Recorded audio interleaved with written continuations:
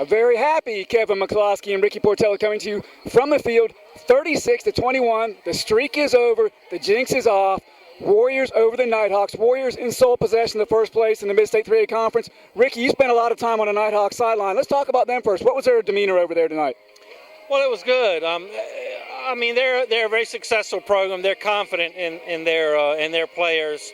I think when we went up 29-21, they got a little bit nervous, but they kept their cool and they kept their confidence, and I thought they did what a champion does.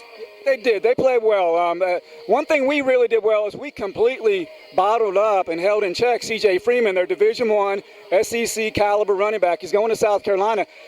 I'm guessing 30 carries, less than 50 yards probably. I don't know that for a fact. That's just a guess. The one thing that hurt us from Northern Guilford was their quarterback. He was a pretty nifty guy. The passing wasn't a whole lot tonight. Nobody could pass much, but his running got us. Well, I spent a little bit of time in the locker room at halftime, and the defensive coaches just talked about, guys, 2 plays and we're in control of this game. They said their instructions were keep your angles and keep your feet below you.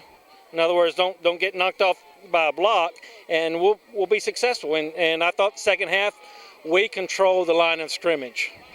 Absolutely. Late in the game, the fourth quarter, the Warriors with 2 huge stops on fourth down. Northern Guilford was in desperation mode. The defense came up huge. J.J. Webb with a big sack, and then the interior of the line just shut them down. Talk about our offensive stars. In the first half, Trey McCollum was unbelievable. 3 touchdowns, 2 of them from 25 yards out, the third coming from 45 yards out. He's the Cox Toyota player of the game. He had to have close to 150, 175 yards rushing. He played a heck of a game. Well, I think the key to our offense tonight, we were very opportunistic. We tried some things up the middle. We tried some sweeps one way and sweeps the other way. So we were just very opportunistic. We didn't force anything. We had a couple passes that seemed to slip out of Trey's hands. But for the most part of the game, I'd say we were just very opportunistic. Yeah, absolutely. Offensive line did a great job protecting Trey, opening holes. The backbreaker, I think, came when we were up. Christopher hit a field goal. We were up 2, nursing that lead. Northern Guilford stuck us down deep in our own territory. Penix breaks off on an 88-yard touchdown jaunt down the home sidelines, tiptoeing the sideline. The place absolutely went crazy. And even though at that point it only put us up 8, I think that really deflated Northern Guilford. Well, it did. It seemed to take the wind out of their sails. And shortly after that, they had some bad snaps. You'd like to say they were tired, but this kind of weather, these conditions, they wear on you. And I think it got the best of Northern Guilford for the last 4 or 5 minutes of the game. Yeah.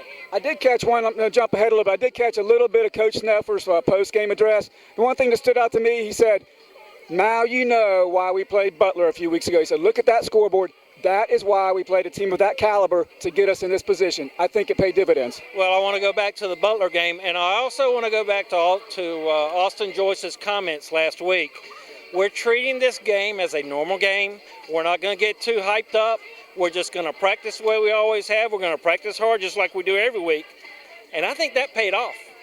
I think you're absolutely right. And I hate to say it, but in a way, rain out, moving up to Monday night kind of put a damper on the atmosphere just a little bit, and maybe it kept our guys from getting too hyped. I don't know. I'm just speculating. Yeah. Hey, let's move ahead.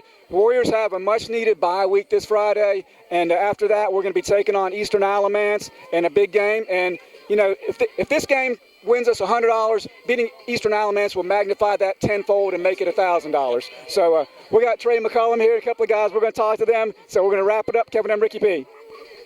Cut it off.